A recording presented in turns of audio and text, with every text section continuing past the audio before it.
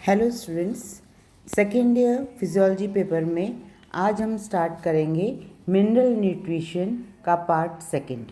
आप लोगों को ध्यान होगा कि पिछले वीडियो में हमने पैसिव एब्जॉर्प्शन के बारे में, उसके मैकेनिज़्म के बारे में पढ़ा था और ये भी मैंने आप लोगों को बताया था कि पैसिव एब्जॉर्प्शन जो है उसमें एनर्जी की रिक्वायरमेंट नहीं होती। इसमें एक्टिव एब्जॉर्प्शन ऑफ आयंस में एनर्जी की रिक्वायरमेंट होती है और पैसिव एब्जॉर्प्शन में एनर्जी, ऊर्जा की यानी रिक्वायरमेंट नहीं होती।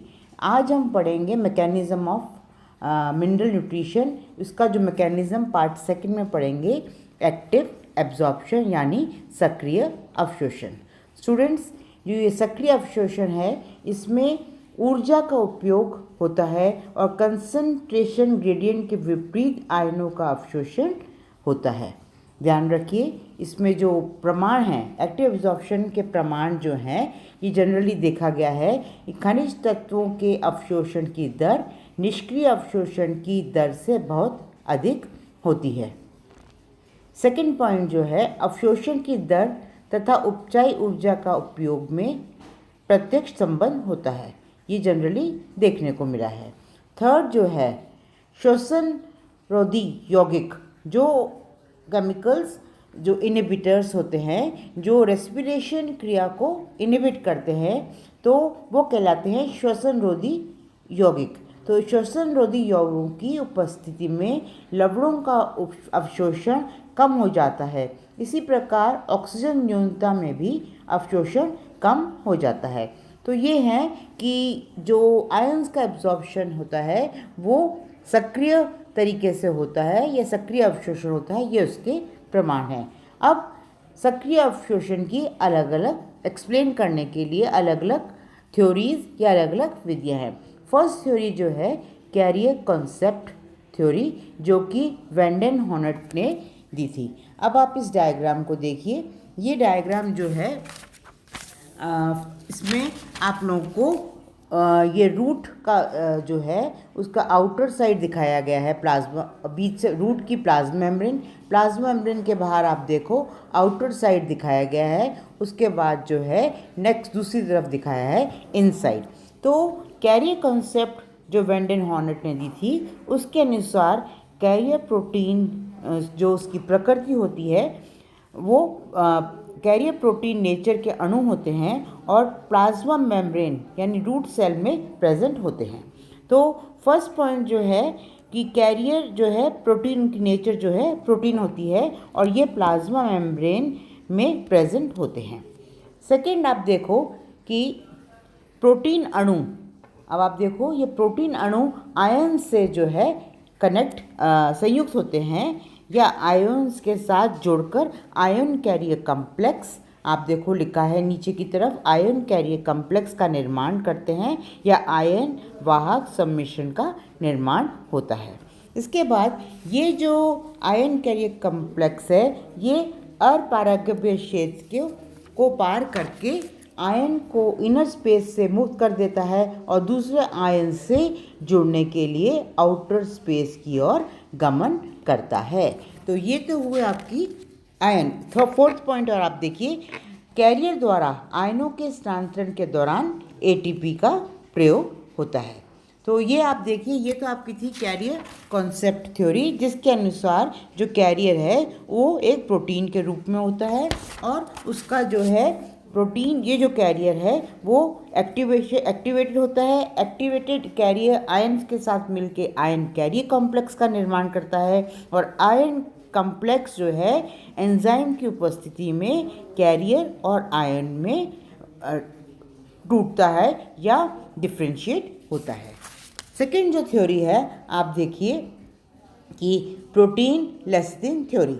तो लास्ट में जब कैरियर कॉन्सेप्ट में बताया था कि जो वाहक है वो एक प्रोटीन अणु होता है, यहाँ जो प्रोटीन लेसिथिन थ्योरी जो बेनेट क्लार्क के द्वारा दी गई थी, इस थ्योरी के अनुसार आप देखिए कि कैरियर जो है वाहक है वो लेसिथिन होता है और लेसिथिन जो है फॉस्फोलिपिड प्रोटीन होता है किस में होता है? रूट सेल मेम्ब्रेन में, जो कैटायंस और एनायंस दोनों प्रकार के आयंस के वाहक का उत्तरदायित्व निभाता है।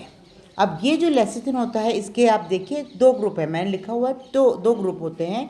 और एक तो होता है फॉस्फेट ग्रुप जो पॉजिटिव आयन एब्जॉर्प्शन के लिए होता है, दूसरा होता है कोलिन ग्रुप जो नेगेटिव आयन एब्जॉर्प्शन के लिए होता है।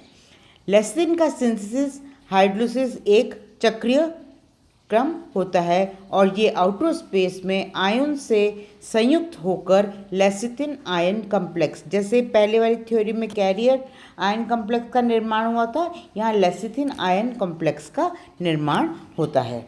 यह कॉम्प्लेक्स इनर स्पेस में पहुंचकर आयंस को फ्री कर देता है और एटीपी की प्रेजेंस में लेसिथिन का पुनः सिंथेसिस होता है या निर्माण होता है तथा बाहरी सतह पर पुनः जो है आयन परिवहन के लिए उपलब्ध हो जाती है। तो बाहरी सतह पर जो है वो पुनः आयन परिवहन के लिए उपलब्ध हो जाती है, यानी फ्री हो जाती है। तो ये तो थ्योरी थी आपकी lecithin ion protein lecithin theory जो बेनेट क्लार्क द्वारा दी गई थी। लास्ट थ्योरी जो इम्पोर्टेंट थ्योरी है वो है साइटोक्रोम पंप हाइपोथेसिस। एग्जाम में जनरली इस पर शॉर्ट नोट आ जाता है, तो इसको कहते हैं साइटोक्रोम पंप हाइपोथेसिस, जो लंडरगट एंड बर्स्टम ने दी थी। अब इसके जो मुख्य पॉइंट्स हैं आप देखिए, ये तो डायग्राम है साइटोक्रोम पंप हाइपोथेसिस का, ये डायग्राम है। इस थ्योरी के अनुसार पहला पॉइंट आप देखिए, ऋणायन तथा धनायन यानी कैटायंस एंड एनायंस का जो अवशोषण है वो एक दूसरे स्वतंत्र होता है, यानी इंडिपेंडेंट होता है। दूसरा जो है, ऋणायनों का कोशिका कला से सक्रिय और धन आयनों का निष्क्रिय परिवहन होता है। ये सेकेंड पॉइंट। थर्ड पॉइंट आप देखिए, कोशिका कला की बाह्य सतह से भीतरी सतह की ओर ऑक्सीजन की क्रमिक सांद्रता प्रवणता पाई जाती है, जो बाह्य सतह पर ऑक्सीकरण तथा भीतरी सतह पर अपचयन के लिए उत्तरदायी होती है। ये आप डायग्राम में देखिए। तो ये थर्ड पॉइंट क्या है कि कोशिका की जो बाहरी सतह है, बाहरी सतह से भीतरी सतह तक ऑक्सीजन की कंसंट्रेशन ग्रेडियंट जो है उसकी पाई जाती है, और बाह्य सतह पर ऑक्सीकरण और भीतरी सतह पर रिडक्शन जो है वो होता है। अब इसका जो नेक्स्ट पॉइंट है, साइटोक्रोम पंप द्वारा इलेक्ट्रॉन्स का, आप लोग डायग्राम में देख रहे हो, साइटोक्रोम पंप द्वारा इलेक्ट्रॉन्स का परिवहन बाहर की ओर तथा ऋण आयनों का परिवहन भीतर की ओर होता है। ये डायग्राम में देखो स्पष्ट दिखाई दे रहा है। तो ये तो हुई आपकी साइटोक्रोम पंप हाइपोथेसिस, और जो जनरली इसके बारे में शॉर्ट नोट आ जाता है। और इस साइटोक्रोम पंप हाइपोथेसिस को एक्सप्लेन करने के लिए जो प्रमाण हैं वो हैं, पहला प्रमाण, ऋण आयन अवशोषण और श्वसन यानी रेस्पिरेशन। देखने को मिला है कि ऋण आयन अवशोषण और श्वसन में सीधा संबंध होता है, क्योंकि लवण अवशोषण के समय श्वसन दर भी बढ़ जाती है। सेकंड पॉइंट जो है वो है ऑक्सीडेज इनहिबिटर्स, मतलब ऑक्सीडेज एंजाइम है, ऑक्सीडेज एंजाइम को जो उसके रिएक्शन को या ऑक्सीडेज एंजाइम की एक्टिविटी को जो केमिकल्स कम करते हैं उन्हें कहते हैं इनहिबिटर्स। ऑक्सीडेज इनहिबिटर्स दोनों प्रक्रियाओं को प्रभावित करते हैं, जिससे दोनों क्रियाओं में साइटोक्रोम की भूमिका का प्रमाण मिलता है।